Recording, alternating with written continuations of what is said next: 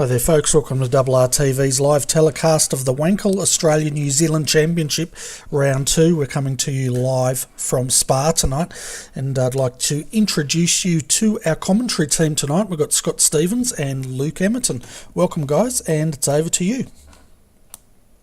Yeah, thanks Bernie, and hello Luke. Looking forward to the WANC series tonight, formerly known as the SMAC series, so great to have this back on board. And tonight we're visiting Spa for round 2. Yeah, good evening Scott, Bernie. Yeah, it's a good track for open wheel cars, lots of history with Formula 1, and now we get to see the good old rotary motors fly around this track, which is pretty much flat out nearly the entire lap, so it should be some good racing. Yes, I noticed the pickup there on the old Wankel, Australia.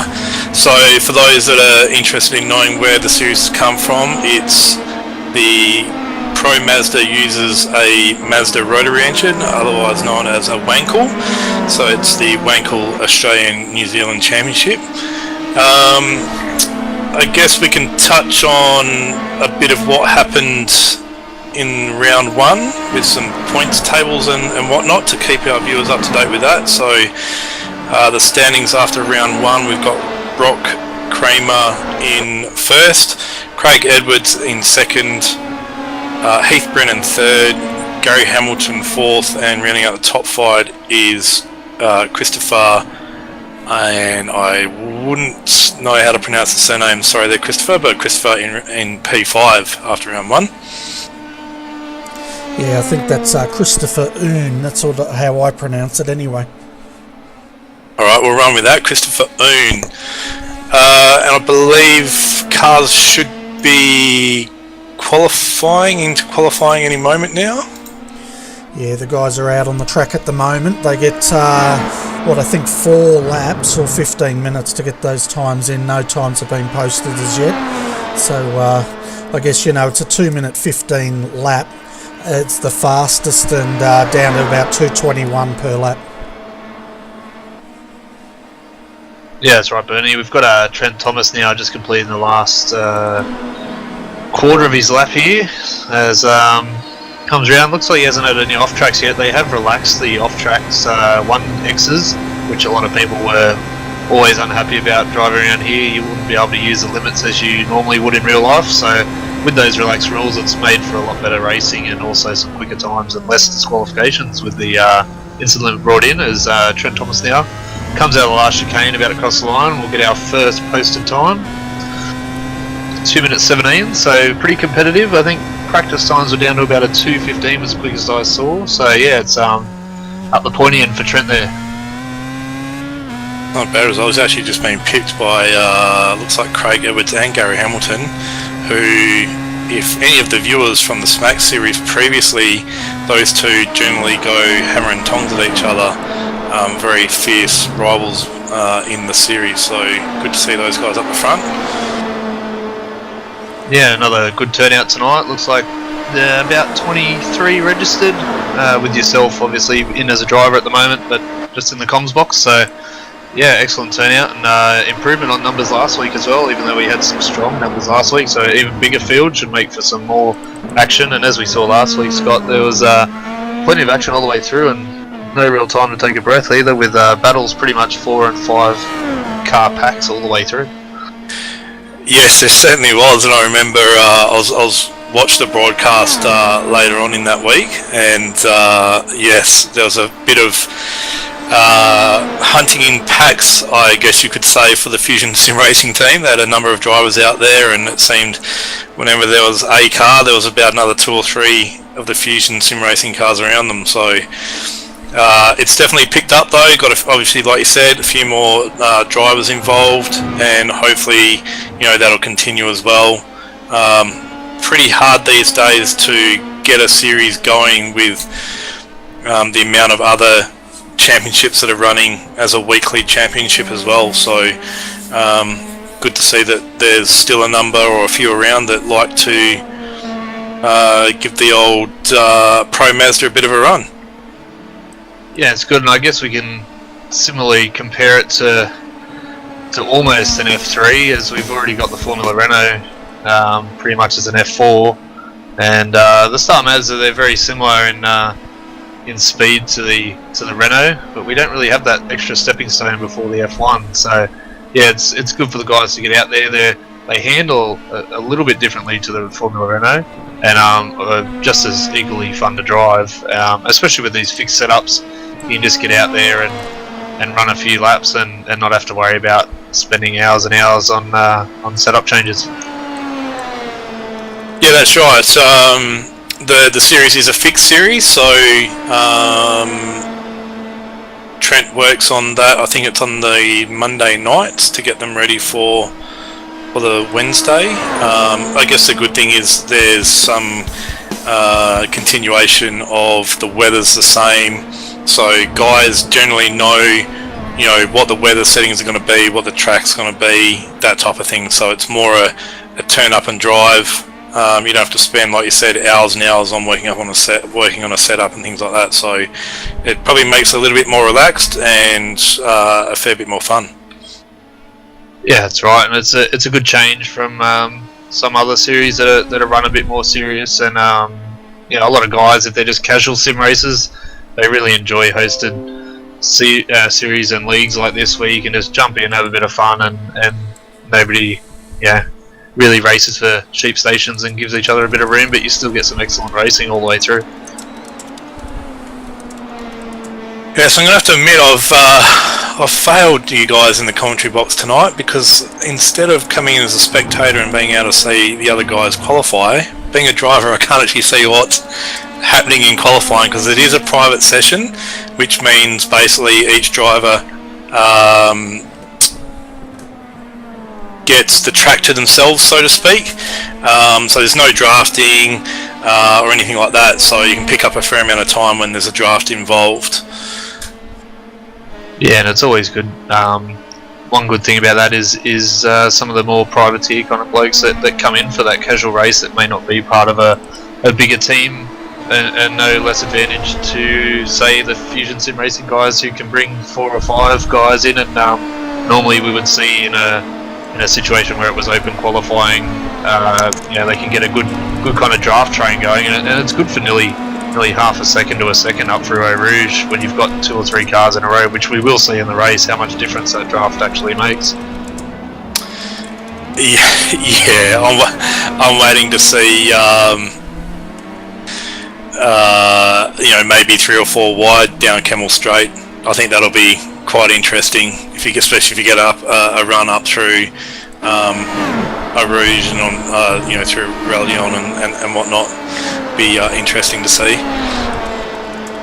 Yeah, and from what I learnt before in the couple laps I've done, it's pretty much flat stick, and even in a draft there, the 6 gear ratio in these things in this set is nice and long, so you shouldn't have any problem having to lift out. You should just be able to stay in that draft flat chat and keep in it and keep on their gearbox. So yeah, it should make some interesting braking manoeuvres, considering these things break in under 50 metres into corners. So. Yeah, that's right, and we've generally seen a few late manoeuvres down into the first chicane as well, so hopefully the guys will keep it clean. I know in last week's race there was, I wouldn't call it some antics, but the first lap was pretty interesting, of guys obviously having a go, but you want to try and make sure you get it through the first couple of laps and then set about having your race and good battles throughout. Yeah, that's right, definitely, and I'm sure the guys, being the first week, just testing the waters with the limits of the car as well. With these setups are pretty tightly strung, as I mentioned last week. They seem to turn in like stupidly quick, and again the set this week is the same. It's nice and responsive on the steering, but a little bit oversteer, and you can't really catch it in a slide. So yeah, just got to be a bit careful, especially with some of these really high-speed corners. If you happen to get up the inside of someone and maybe understeer a little bit wide, it could cause all sorts of dramas. That's it. So we've got roughly just under 4 minutes to go, coming up to the 3 minutes 30 to go mark. Strategy last week for a few of the drivers, which was, I think Brock was one of the last to pit, and he ended up coming out in front and won the race. So it'll be interesting to see what strategy gets played out tonight. There generally isn't safety car, but there is provisions to call one if it's needed, although once they're into the race in a few laps, I don't think really that they're going to be looking at calling any. What's your thoughts on strategy wise, Luke? Pit early, pit late, pit middle? Yeah, we saw last week the tyre wear was pretty good and they're only stopping for fuel, so I don't think the undercut's going to be as useful. Although round spa, what you don't want to do is single yourself out if you're in a bit of a battle pack and you think you're losing time, so you pit by yourself and you get the classic come out in the middle of nowhere, so you got clear air, but then you're disadvantaged by the fact that you don't have a drafting partner, similar to, again, what we see in NASCAR when they kind of try and group pit almost and follow the leader. So I think we'll see a lot of that tonight. I think we'll see, once the battle packs sort themselves out, unless the leader is out by a fair way, which I very much doubt with some of these qualifying times being so close, that we're going to get packs of 2 or 3 coming into pit lane at once and sticking together just so they don't lose the advantage of that draft. Yeah, I know that the set that Trent generally tries to make is good for tyre life, so generally it's only fuel that you need to take on board, and I believe that even if you did take tyres, that wouldn't get done until after the fuel anyway, so you'd be sitting in the lane a fair bit longer than your opponents if they don't take tyres. Yeah, definitely around here with how close these times are. Even the first 12 again, top 11 are under a second, pretty much. So the top time now, just to update the viewers, is Tim DeLiesel with 2:15.9, first one into the 15s. Craig Edwards is with a 16.007, and a Gary Hamilton's got a 16.076. So pretty close between the top 3 and also all the way up to 11th now. So definitely will be some very close racing. Yeah, under a second, covering 11 cars. That's pretty good actually. Like for something that's a fixed setup, I guess it really brings out the driver skill and ability behind the wheel, rather than, you know, there's a lot of arguments that go around with they've got ultimate setups and all this kind of thing. So this brings back that everybody's on a level playing field, and it's just down to the driver ability. Yeah, and it seems to always produce a lot of close racing, as we do see through a lot of other fixed setup series, even the official ones, is that creates some really good racing and battle packs as well. Whereas, because everyone knows a decent setup could be worth a second to a second and a half with the same driver with no real change in their technique. So a fixed setup is definitely a good idea for a hosted series when you have racing so close. It just proves that it works. And some people don't like it, but a lot of people do like it. As we said before, just arrive and drive and have a bit of fun. That's it. So it looks like time's finished for qualifying there. Do we have time to go over the qualifying results? Yeah, we'll go straight into the grid, I think, because the guys will be getting into running pretty soon, guys. So let's go through the grid so they can see where their favourite driver is going to start tonight. So I'll do it. So Tim DeLisle, he's going to start from pole position tonight with a 2:15.928. Craig Edwards will start out of second. His time a 2:16.007. Gary Hamilton on the second row in third, with Juha Noralampi in fourth position. Starting out of fifth tonight, Christopher Oon, and sixth is Joshua Burden. Out of 7th will be Heath Brennan, followed by Trent Thomas in 8th, AJ Bear in 9th, Joseph Falcomata will start out at 10th. Out of 11th tonight is David Pegler. Brock Kramer will start out at 12th, 13th Les Peck, 14th Alex McKellar, Scott Pardy will start out at 15th with Jason Warren in 16th, Phil Otto 17th, 18th is Tommy Lindqvist, Joshua Anderson 19th, and 22nd is Rick Davis and Mark Dredge. Yeah, it looks like a fair of those last few boys have not set times, Bernie, so possibly they've come in for a practice and decided they're not going to run tonight. But again, 18 starters at least, so yeah, it should be really good. And I think Joshua Anderson is going to start. He's just lined up right at the back after not setting a time, so look forward to a close race and a couple of seconds now before they go. So set for 15 laps or 45 minutes time set. I'm sure we're going to get those 15 laps in.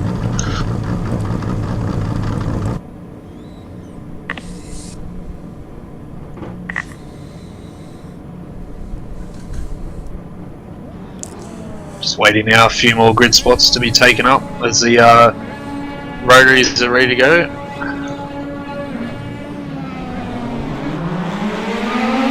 Underway, good start there by everyone. Everyone got off the grid this week, unlike last week, and looks like they may try and go 2 to 3 wide into this first corner and for the first time up for Eau Rouge.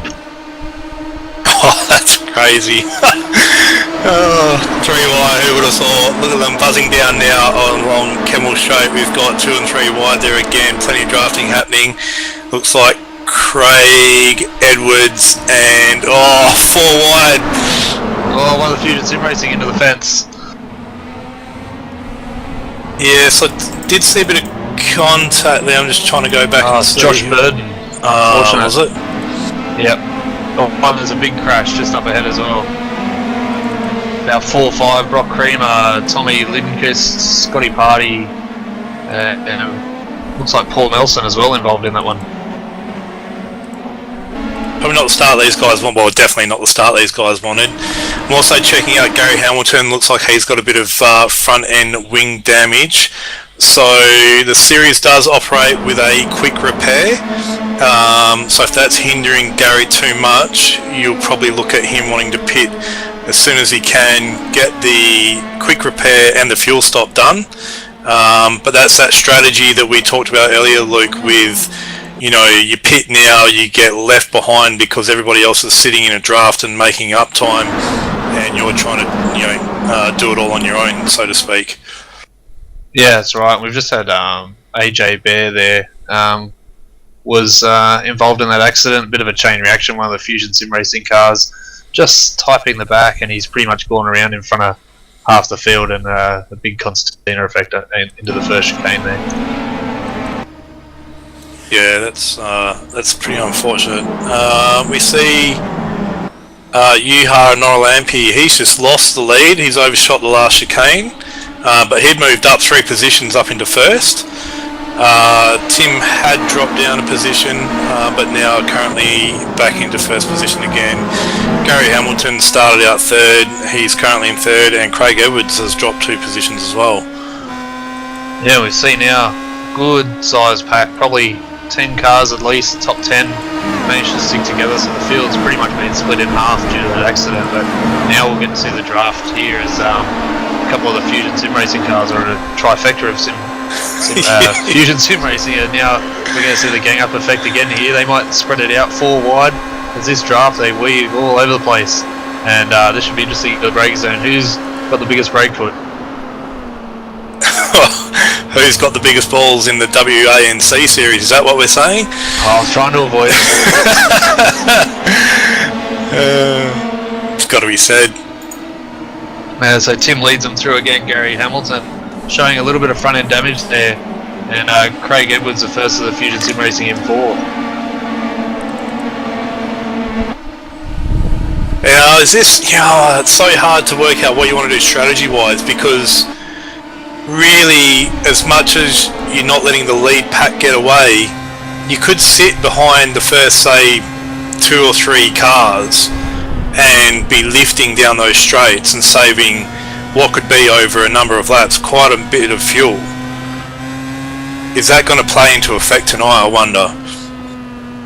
Yeah, it could. I mean, any time saved in the pits is going to help you out. I'm going to call it since I reckon the first two here, so Joa and Tim may try and pit together, even possibly Mr. Hamilton. And then I reckon we'll see these Fusion boys. They did it last week, I think. A couple of them went in at like 2 at a time almost down around Phillip Island there. I think they might be on the team radio and they'll be discussing exactly the same thing. Do we try and all pit together, the 4 of us, because that way they can easily keep a draft, or do they just go maybe 2 by 2 and try and keep the pressure on Hamilton and the front couple of boys here? Big yeah, that was big. That's twice now that Juha has overcooked a bit on the last chicane there, and he actually got a little bit squiggly as well, so in the rear, so he's had to actually get on the brakes, which is then Gary's tried to avoid Tim, and then Craig Edwards a little bit of rear contact into Gary, but they've managed to keep going and press on, so let's see what happens this lap. Yeah, I've just jumped on board now with Tim as he gets the draft, and it's almost like he's got DRS open as he goes down the outside here of Mr. Joa, but Joa's back into his draft again, so now he's switched to the outside, but I think he's going to have it covered here, Tim. Yeah, Tim with the cover, and we saw Craig Edwards and Heath Brennan both just zip straight past Gary Hamilton. I'm wondering if Gary's copped a little bit more damage. Yeah, the front end of that car has got more damage now than what it did before, so that's really going to be affecting his straight line speed.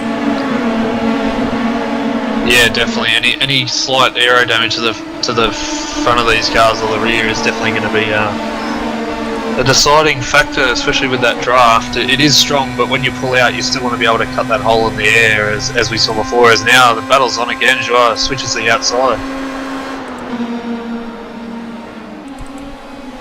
Outside move. Great passing opportunity, that one. Yeah, it's good. If you can stick that outside, it gives you the inside for the next corner. So now he's going to be at the disadvantage, though, coming around the second half of this lap now with a long straight, another chance to draft into the final chicane. Tell you what, the pack is getting pretty big.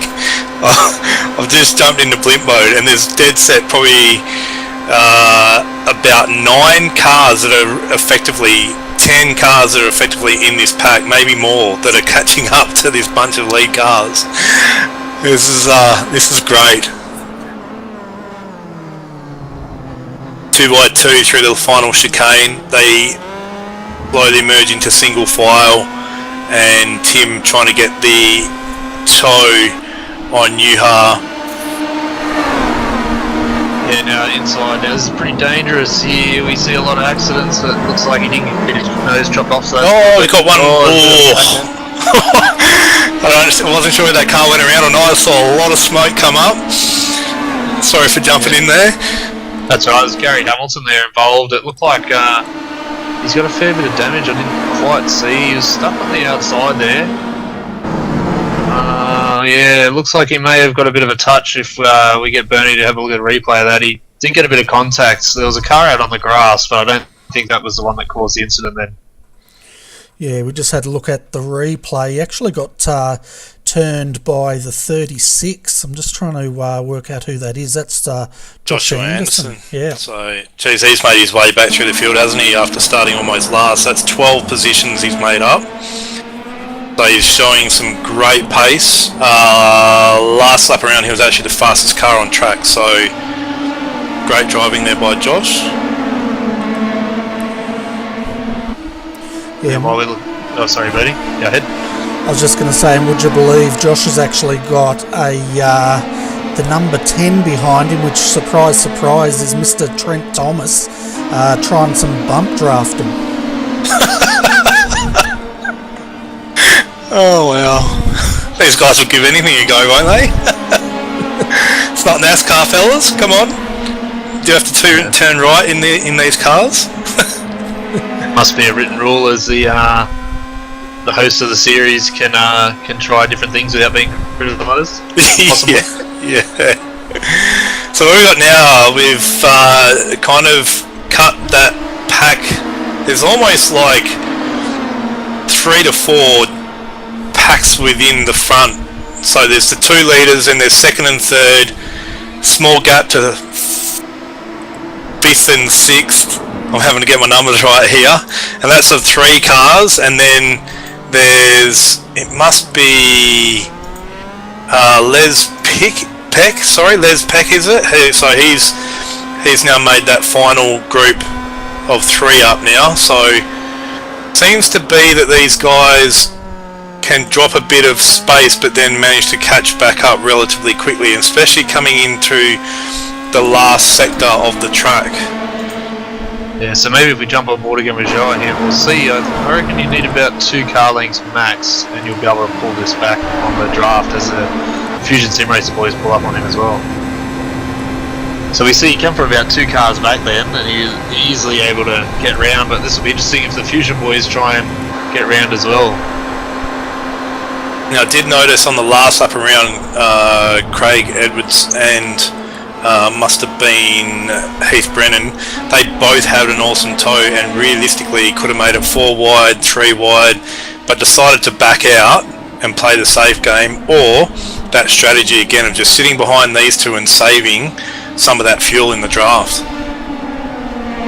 Yeah, and you're able to lift, because as you said before, you can pull it back in pretty quickly. Excuse me, I got the hiccups all of a sudden. But it looks like these front 5 have now started to spread out a bit, and also have lost that angry battle pack from that earlier accident a couple of laps ago. Yeah, got Joshua Anderson, so he's catching up to these front 4. He is the 5th, sorry. So it's going to be interesting to see what he does. Obviously he's made up a lot of ground from starting out near last position to catch up to the lead bunch, and it will be interesting to see if he sits in the group or whether or not he tries to make his way actually up to lead position with the pace that he's got. Yeah, that's right. Once he starts getting that toe off the rest of the pack, he's going to find it a lot easier to keep up and hopefully make a move at some point. But just let the rest of the viewers know, most of the rest of the pack is actually spread out a fair bit, so we'll stay with this battle as we've got Trent Thomas has got through. There's a car around. Heath Brennan has looped it at the last chicane before the pits.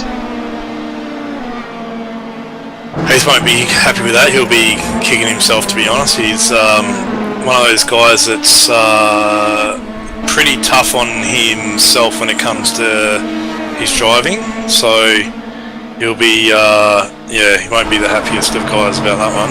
Yeah, unfortunately he had a little bit of a helping hand there with the culprit in being our mover and shaker at the moment, Joshua Anderson, just riding on board. He's got a little bit loose in mid corner, Heath that is, and just as Josh has come through the mid corner, has just happened to collect his side pod and just give him a hand around. There was a bit of net code there, but yeah, it's a very unfortunate incident, that one.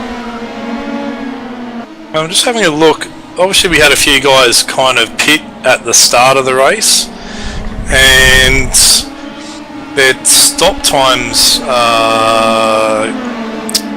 roughly anywhere between the 10-second mark anywhere up to some guys 3 odd minutes. So not sure if those guys have called it a night or not, but in terms of the longer pit stop that would seem like an actual normal pit stop is Gary Hamilton, but his is out at 15.3 seconds, so obviously he had a quick repair, but maybe that damage has cost him a lot of fuel burn as well, where he's had to put in the extra fuel.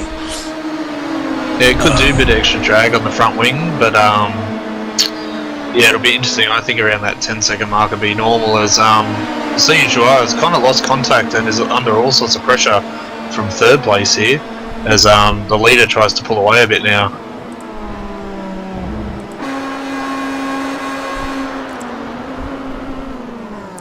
Yeah, that's Craig Edwards on the outside of Ewer there, as we see now our leader Tim dives into the pits and the other 2 continue going around. I'm just having a look. Looks like Josh Anderson's actually got a bit of damage now. Didn't pick up on that before, so I'm wondering if that was maybe that last lap around where the altercation with Heath Brennan happened or not. But it looks like any bit of damage is really actually having quite an effect on the speed of these cars. As we see now, Craig Edwards comes out to take the lead from Juha Noralampi. Juha ducks in behind. We've got so many cars. Wow. I was looking at that, and then I was having a look at Trent Thomas is also caught up to this lead bunch as well. So now another four-way battle. This is going to be interesting to see where Tim pops out and whether or not he's going to have an advantage or be disadvantaged from pitting earlier than these four that are currently the lead pack. Yeah, and it's also now we've seen the Fusion boys actually get split up a bit, so also to see if they still pit together or if they decide that now the leader's gone in by himself that they might just start going in alone. But we're seeing the lap times in these packs a lot quicker than guys circulating by themselves, so we'll just have to see how it goes.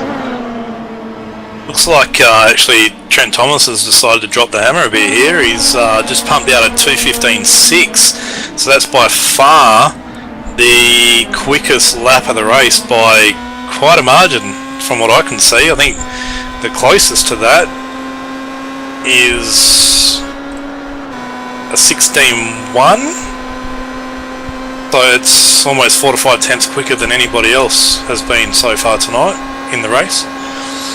Yeah, I'll tell you what, he's in a 3-car draft here as well, plus he's got the home advantage of the set, having probably the most laps out of anyone on it. But yeah, he's definitely gone into hammer time. He's going to pit now. Oh, he is. Ooh, I'm going to keep an eye on this because obviously Tim was only just up in front. Tim's pit stop was 13 seconds in the lane for about 1:15, so it's almost a full lap. Well, it is. It's basically it's just under a minute under a full lap, isn't it, to do the whole lane and a pit stop? Yeah, so it's about half a lap, and at the moment I've got Tim coming round into the last section. I'm really sorry, viewers. I've got some names around this track, so I'm just going to keep calling it the back straight. But as he comes around, and it's going to be pretty close, I reckon. He's almost at the last chicane. Yeah, well, Trent's not even in his box yet. Alright, so Tim now coming into the braking zone under the Bridgestone Bridge into the final chicane here, and looks like he may easily overtake Trent. Comes around now to complete another lap. The thing that amazes me is how long is this pit lane? It must be the longest in the world. Yeah, it has to be pretty close, I reckon, Bernie, especially with the Enduro pits.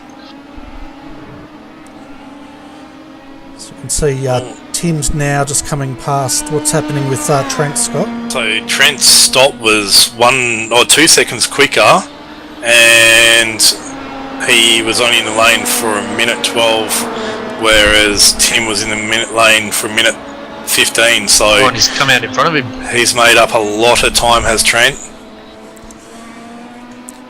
But if Trent's been sitting in that draft, like we said at the start of the race, if you can save any fuel, you know, Tim's been up the front, if not in second, he's been leading the race, so he's pretty much making or breaking the air, so to speak, and that can definitely, it's going to cost you more fuel.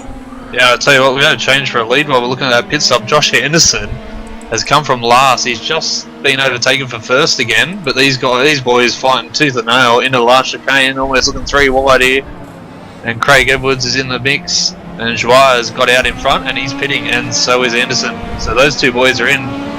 Right, so this Craig Edwards out by himself. Yeah, going to be interesting to see now if Craig then pits next lap to cover Anderson and Noralampi, definitely. The other thing to remember also, Anderson will use his fast repair on this stop to fix that broken front wing. And if he's this competitive with a broken front wing, what's it going to be like with a new car? Well, yeah, it's a good point, Bernie.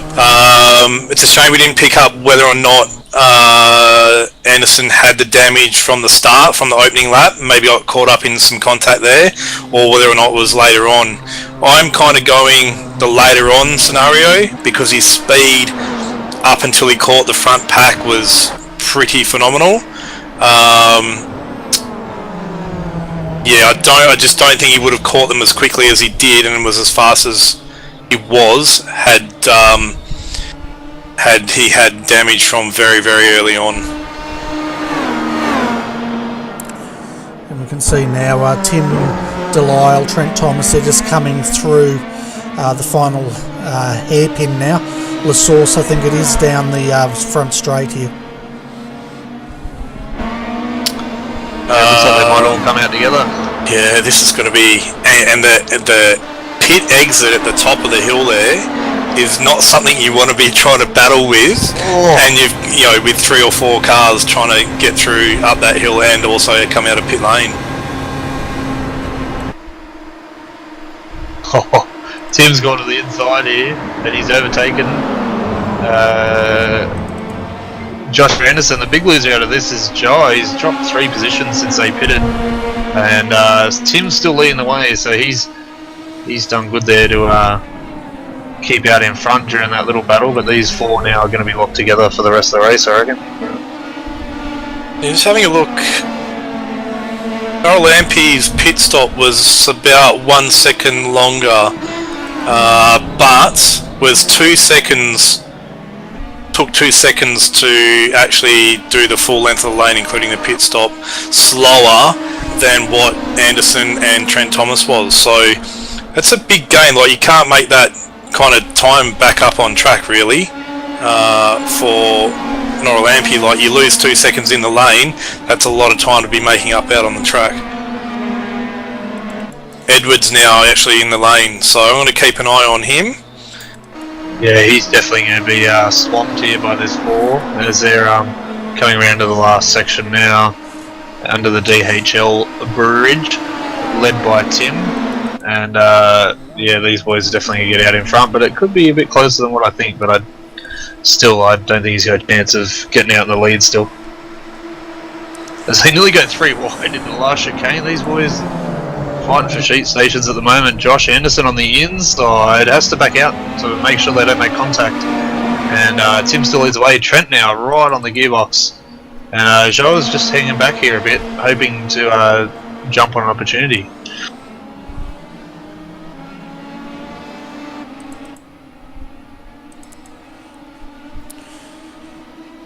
Oh, 11.6 second stop for Craig Edwards. 1 minute 13 in the lane. So what, he's going to come out straight in the middle of this mix as well. Here we go. This is great stuff. Oh, he's going to get swamped. It's 3 wide coming out of the lane. Wow. There's going to be 4 here for sure. Surely, come on, make it 4 wide. No, it's going to be 3.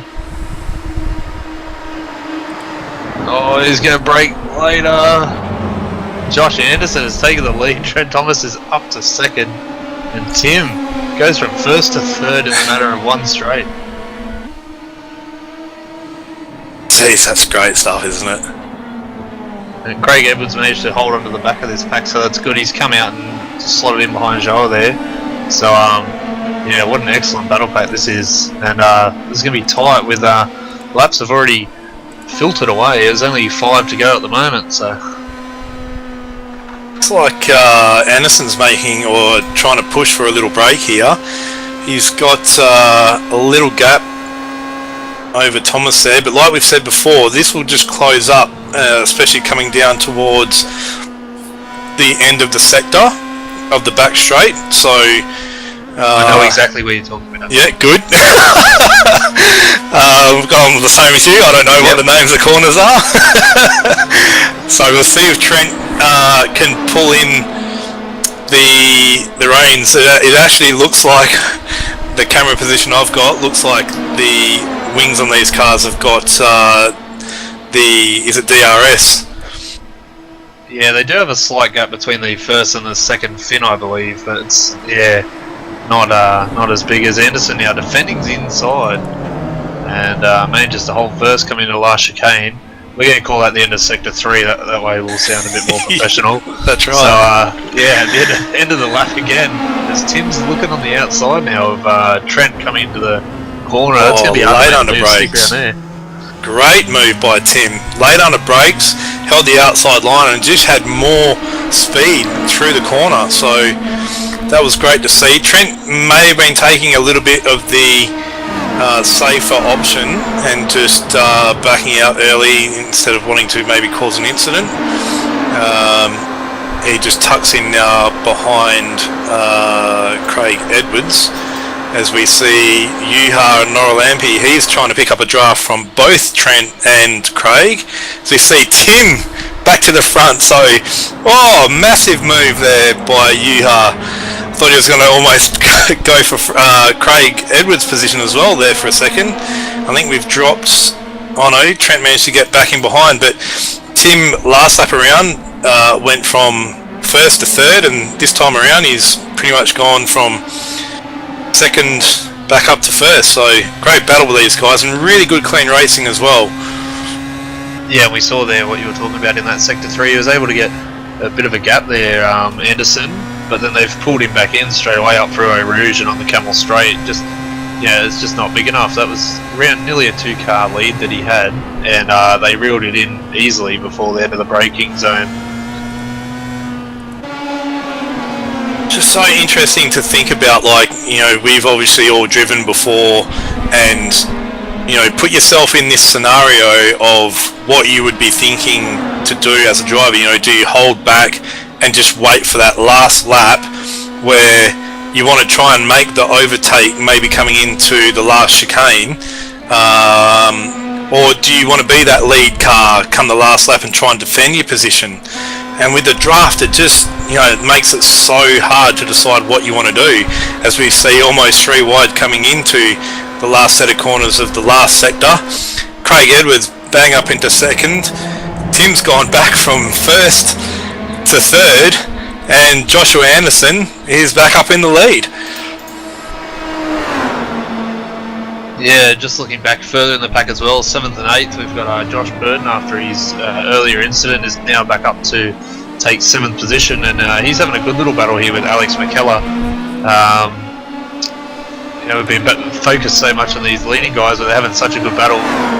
That's about the only other battle there amongst all these cars. Everyone else kind of running around by themselves, so that's another little one to keep an eye on for later is Josh Burton and Alex McKellar. But we'll head back up the front now. And these guys again gone formation style, flying V almost down the Camel Straight. Call them Mighty Ducks soon. That's it. They're back into single file now. It is so hard to keep an eye on everything that's going on. We see what's happened to Joshua Anderson? He's plummeting down the list. Is this an internet drama? Yeah, it could be. I'll see if I can find him. That's very unfortunate. Yeah, he's Joshua Anderson has absolutely disappeared off my timing screens at the moment. Just trying to have a look at his ping if I can. He has manually disconnected. Yeah, that's unfortunate. Okay. He was. I wonder if we can pick up maybe what happened though. I'm gonna try and rewind back a bit here.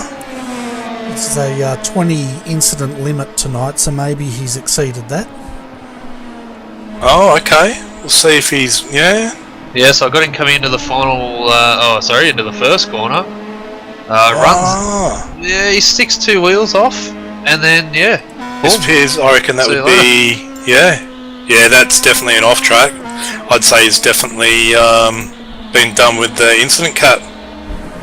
And he's actually pulled off to the left, so he knew that he was about to get done, I reckon. Because he's pulled out of the way of the leaders and let them through without causing any drama. So, yeah, unfortunate there for Josh. But, yeah, one of the things that you got to keep an eye out for is your incidents. And at this track, like we said at the start of the round, they can build up pretty quickly. Yeah, especially I think there's one thing the drivers are going to be careful of when they're doing something like that, where they start from the rear of grid. Is you'll pick up a lot of 1x and that pushing hard, and also it was slight contact with other cars, which we have seen a little bit of tonight as Josh was making his way through the pack. So that gives you a couple of 2Xs, and before you know it, you're right up there in the incident limits. So that's very unfortunate, but if he was to take anything encouraging out of it, is that he managed to work his way back up to the lead from last, and if he manages to get a clean quali lap in next week, he'll definitely up that pointy end for sure. Yeah, he's definitely got the speed to be there. That's for sure. There's basically 3 battle packs happening now, and we're on lap 13 of the race. There's the lead pack of Tim, Trent and Craig, and it looks like Juha may have dropped off a little bit, and then another battle pack with Alex Keller and Joshua Burton, and that's for positions 6 and 7, as well as Brock Kramer and AJ Bear in 13th and 14th. So with 2 to go, we might just keep an eye on these front guys. The Hunting in Packs Fusion Sim Racing team of Trent and Craig Edwards hunting down Tim, and he's actually got a little bit of a margin to them as well, so it'll be interesting to see if they can close that gap and then make it a great battle for the remaining couple of laps. Yeah, so just looking back at Juha, he actually looped it into that chicane after the Camel Straight and reversed the car into the wall. He's got a fair bit of damage on the side pod and on the front wing, so that's very unfortunate for him. He was obviously enjoying himself a lot in that battle pack, so he's still going though, so hasn't reached the instant limit. The car doesn't look too damaged aside a bit of fiberglass, so hopefully he'll be able to finish the race, and if not, possibly catch the cars in front as well. Yeah, we saw before with Joshua Anderson, even with a damaged car, he had a fair amount of pace, but this one's looking like side pod and front left wing, so it's going to have, probably even more of an effect on his speed. But the battle's definitely up the front. Thomas and Edwards swapping positions as they came to the last part of that last lap, as we see Tim going a defensive line, coming up to the first of the chicanes, and Craig Edwards around the outside. Great move under brakes there. Is Tim getting himself in that position to make that move coming maybe into the last chicane with we're on the penultimate lap now, so going to be interesting to see what happens. Yeah, and I'll tell you what, Trent Thomas there, he actually rolled out of the throttle. I was just on board with him into that chicane, and he saw those two battling, and he's just rolling out of it a bit. I think he's going to be the quiet one here. He's just sticking off the back of these two, and might try and pounce in that, as you say, at the end of the last sector there, coming into the final chicane. You reckon let these two battle and maybe potentially have an incident and strike and go in for the win? Yeah, that's it. He's just, if we go on board with him, you'll just hear his throttle. It's not as consistent as you would if you were pushing hard. He's kind of... Oh, we see Tim with a big sideways move. Wow, that was close. If you were on board then, mate, that must have been pretty close. I would have my foot on the brake. I was steering hard right. Oh, goodness. Great evasive action there. I don't think there was contact, but that's really kind of given a bit of a gap to Craig Edwards now, and he should, you would think, be able to continue on and not have these guys catch him. Yeah, and I tell you what, Craig Edwards is doing a good job here. He's got himself out in front, and although I tell you what, job's still not done for Trent to get the 1-2. Tim's not going to let him go easy, and Juha's caught up a little bit, but I think he's going to run out of time here with the final lap now starting. So these boys are going to battle pretty hard, and I think it's going to be between Tim and Trent for the minor placings as Craig now heads up. If it was you, Luke, if you were Trent, would you let Tim past and then try and get that draft down the back straight to make the final pass for second into the final chicane? Yeah, I tell you what, I think I'd be doing this. I don't think I'd have much of a choice because he's got so fast in that draft. But yeah, I think I would have done the same thing there. I would have just held my inside line, make him go around the outside, seen that he made a mistake in the previous lap, and either try and pounce on that, or as you say, through sector 3 there, just pull the toe and there's contact. There is contact, and Trent's done the right thing here. He has made contact, and he's waited. He's redressed basically the position so they continue fighting. Now, I know there wouldn't have been any intent on that, but it's racing, and he's done the right thing, but that's really spread out the pack now. But maybe Juha can come through and bounce.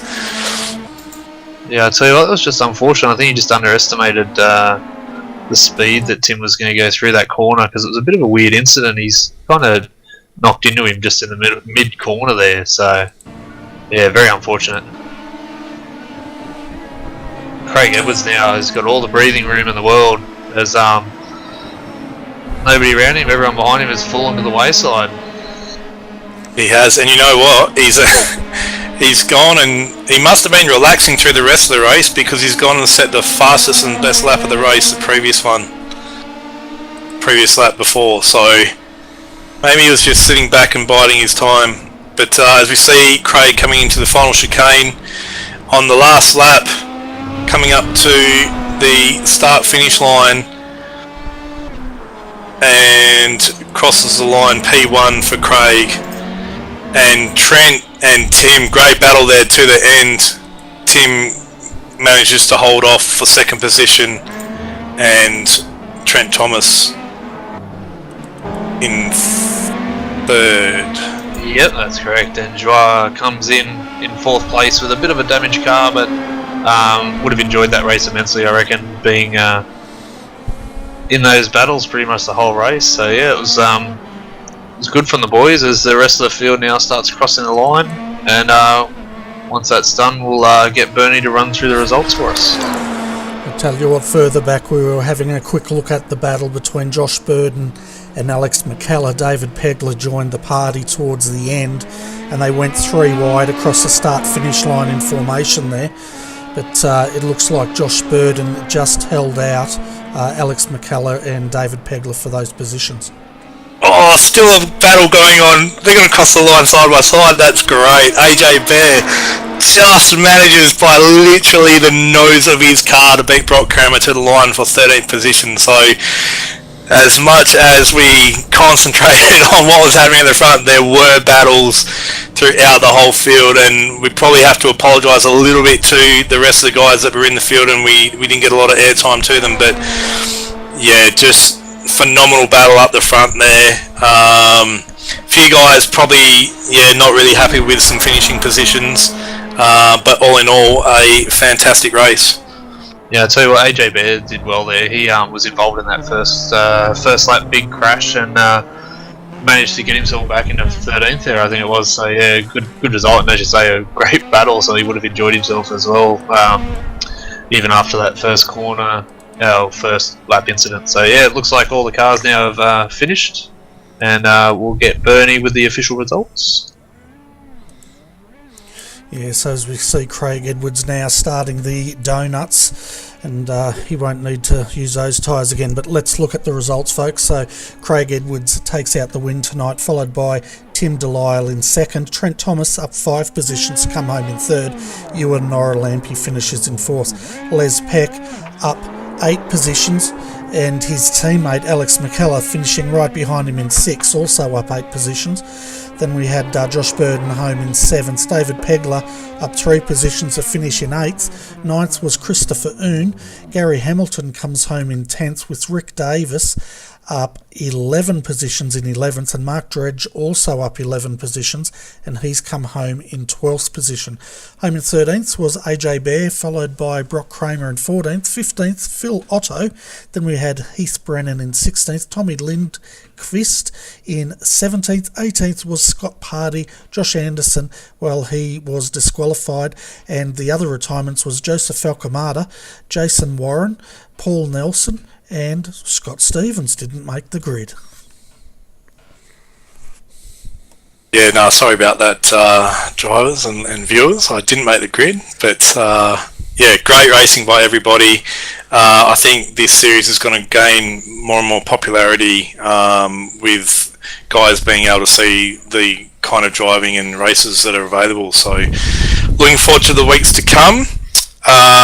We do have Craig Edwards, our winner, down there for an interview, but I'm going to have to leave you guys to do this. I've got to run off for another prior engagement, but it's been fun, and I look forward to next week, guys. So thanks for that, and we'll see you then.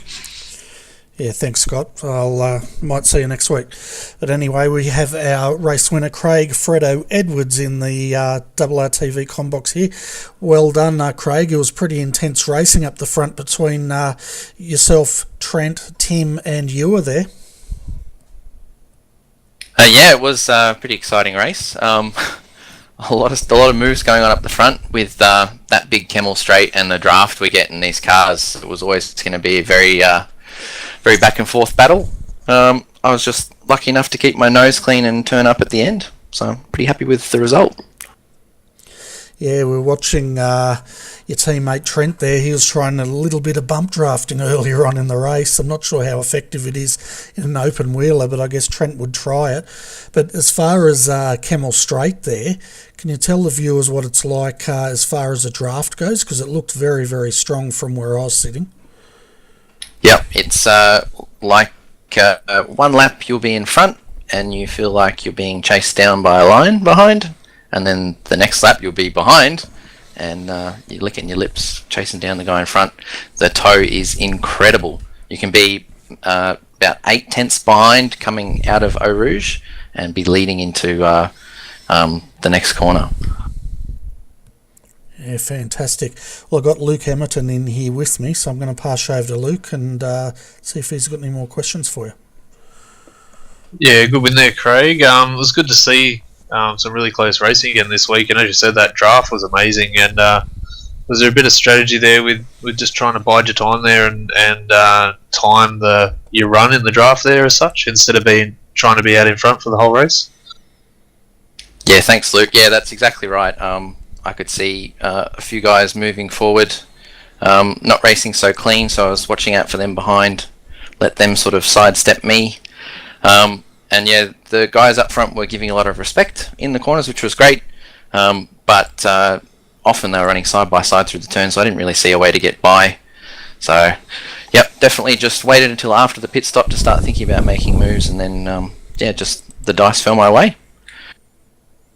Yeah, and it was, we were discussing that up in the comms box. It did look like there was a few people, and even Trent near the end there, just trying to lift and coast and then hope that something happens up in front, and seemed to pay off a fair bit, especially for some of the guys further back working their way through the pack. It's good to see some good racing, and again, a good turnout tonight. And I bet you boys are really enjoying all the close racing as well. Yep, absolutely. I know the guys are really enjoying this series at the moment, and yeah, hopefully we get some more good racing throughout the rest of the season.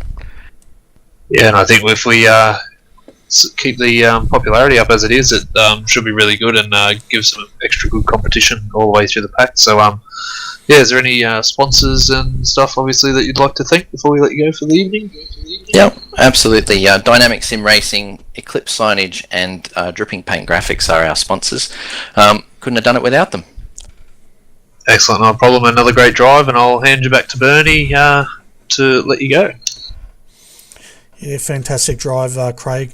Very entertaining. We had 23 drivers take to the line tonight, so that's up from last week, so hopefully it'll continue growing. But anyway, you should go and catch up with your teammates. I think Scott Stevens ran out earlier when you turned up because I think he could smell some free champagne. Yep, that's probably right. All right, thanks very much, gents. We'll catch you next time. So, folks, that was Craig Edwards, our race winner for tonight, round 2 here at Spa. We've also got Juha Noralampi in the green room. Juha came home in 4th, so we'll bring him up and have a bit of a chat. Hi, Juha. Welcome to the Combox, mate. Looked like pretty intense racing out there, and earlier on it just looked like you're having overcooking it a little bit coming into that chicane. Hi, Bernie. Yes, it was very interesting to race so close with other fast guys, and I'm very glad that I managed to come fourth. But well, there was an unlucky touch there with Trent Thomas, and I perhaps took a little too inwards that turn, but I just looked at the chopper view at the replay, and I think there is also that the net code issue, because I'm from Finland, and it's a little slow ping there here. Yeah, definitely. When netcode's involved, it sort of becomes a little bit of a lottery, doesn't it? You can race close, but then every now and again, even though you don't touch the server thinks you do, and causes a bit of an incident. But it looked like you were having a great time out there for most of that race, and it looks like the competition in this series is really starting to ramp up. Yeah, it's very interesting because we have the similar setups, fixed setups. It's nice to try this kind of racing for a while, and well, this Spa circuit is not perhaps the best for this kind of racing, because there is so massive draft there, and slower guys can catch you easily with that little gap with 1.5 seconds. It's enough to catch the toe, and well, but it's very fun. Yeah, we noticed that no one could get that gap, and even if the leaders did get 6 car lengths up, once you hit Camel Straight, that draft takes care of that gap. So it did make for very intense racing. It looked like a lot of fun, as you said, and yeah, we enjoyed calling it, that's for sure. But I'm just going to hand you over to Luke. He might have some more questions for you, Juha. Okay. Yeah, good race tonight, Juha. It was really enjoyable to watch, and it was a very good mix. You're up front, and then down to fourth after the pit stops, and back up to second, and then to first, and then back to fourth. It must have been really exciting to try and work your way throughout those other drivers up the front there. Yeah, it was interesting because other guys, I don't know when they all pit, but I pit quite late. But I noticed that when I was at the same time with the Joshua Anderson there at the pit stop, he overtook me, and perhaps the top guys, they put 1 gallon, or how do you say, one measurement less fuel than I did, but I didn't practice at all that how much this is going to consume fuel and other things. So perhaps I made a little mistake there, but I don't think that's any reason for my position here. It would have been great to try to battle with a win, and there was earlier battles with Tim Delisle, and it was very interesting to ride side by side and cleanly racing. I'm very pleased. Yeah, and I mean, like, fourth is still an excellent result, top 5, and it's a strong field of a lot of Australian sim racers that are in here as well. So, doing really well up the pointy end of the field, and qualifying was nice and close. So, it was always going to be nice close racing for you as well. So yeah, looking forward to next week and seeing you back up there again. Yeah, I hope I can manage there. And I was wondering about the pace of the Joshua Anderson. I think he was there at the back at the start, but this is the nature of the track, that you can come all the way to the front and battle with the win. There is an enormous draft there, and but I know Joshua is a very good driver, and so disappointed that perhaps he had some technical issues and couldn't race for the win. But thank you guys, and see you next time. Bye bye. Yeah, thanks, Juha. And before you go, do you want to give a plug to your charity that you're raising money for? Yeah, I don't know how do you advertise that thing here, but perhaps viewers are able to see some addresses and go and donate some pennies if you like. And this disease is a very difficult disease, and it's a worldwide problem. Over 2 million, at least over 2 million people. It's a very difficult conditions, and they are bedridden.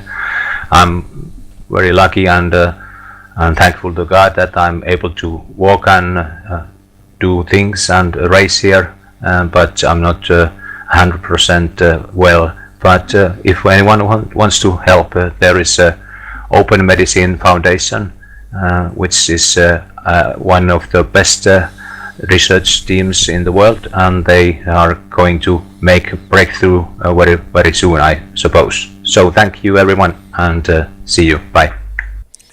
Fantastic, you are. And of course, folks, the link to the Open Medicine Foundation is in the description below. So if you can possibly donate any money towards that that research to try to get a cure for chronic fatigue syndrome, by all means, click that link and help out those people that suffer from this horrible illness. But anyway, Juha, thanks, mate, for popping in. It's always a pleasure talking to you. I always enjoy seeing you turn up and having a race with us. So hopefully we'll see you back here next week. Yeah, bye. So, Luke, that's pretty much going to wrap up our night. It's been a very strange night here in RRTV's Combox, it must be said. You probably didn't notice it, but we are streaming live, but we're not streaming live. So hopefully, viewers, if you're watching this, it did work. So there you go. Yes, we talked about the old delay button or dump button. So yeah, just making sure it's this time slot friendly. Although we're after 9 o'clock now, so we don't have to behave. But yes, definitely it was very enjoyable and something different to be able to give yourself a bit of a rest there, Bernie, and work the cameras for us was good. And I hope the viewers appreciated all the excellent work behind the scenes that you've done there for us tonight. Yeah, and every other night. Yeah, it was great having you back here again, and of course, folks, the delayed telecast is, of course, because we had Mr. Stevens in the booth, and we just didn't know how PG friendly he was going to be. But I think he behaved himself fairly well, Luke. Yeah, I'm pretty sure he only said the wank once, so we're all good. Now you've said it twice. I can get it in. It's after 9 o'clock, as I stated before. Okay, fair enough. But anyway, folks, looking at the week ahead, tomorrow night we've got the Thursday Night Thunder, and I'll be joined by Wee Han Chan. He's back from his trip to China, and he's raring to call some of the Anscar truck action. So that'll be tomorrow night. Then we've got a break Friday night from the Australian Online Supercar Championship because, of course, I think V8 Scops is at Bathurst this weekend. So you can tune into V8's Online for that. Oh, yes. It's going to be epic. And yeah, so definitely tune into that. Saturday night, though, we've got the world's fastest gamer back here on RRTV. So tune in to see how the race for the world's fastest gamer on iRacing is going. We will give you an update of the point score at that point, and it's going to be interesting. I think they're at Circuit of the Americas this Saturday night. Then, of course, on Sunday night, we should be covering the Australasian Super Skips on RRTV. That's coming back for another season, and we're very excited to bring that to you. Then, of course, going back into next week, next Monday, back to the Skip Barber Monday Lights, and I'll have Alex McKellar in the Combox with me, calling all the action. So a lot of sim racing coming up, not only on RRTV, but of course the big one on V8's Online. It's V8 Scops, Luke. And Luke's speechless, you see. He's just over the moon. Are you actually there, Luke? So, folks, on that note, I don't know what's happened to Luke there. He's disappeared on me. He's probably gone off to join Scott with the champagne. But until next time, folks, thanks for joining us here on RRTV. We hope you've enjoyed tonight's coverage of the Wankel Australia New Zealand Championship. But until next time, Hopefully you'll have a great work week, and we'll catch up with you hopefully tomorrow night. But until then, on behalf of Luke Emerton and Scott Stevens, I'm Bernie Weemers. Thanks for watching, and we'll see you again very soon. Good night.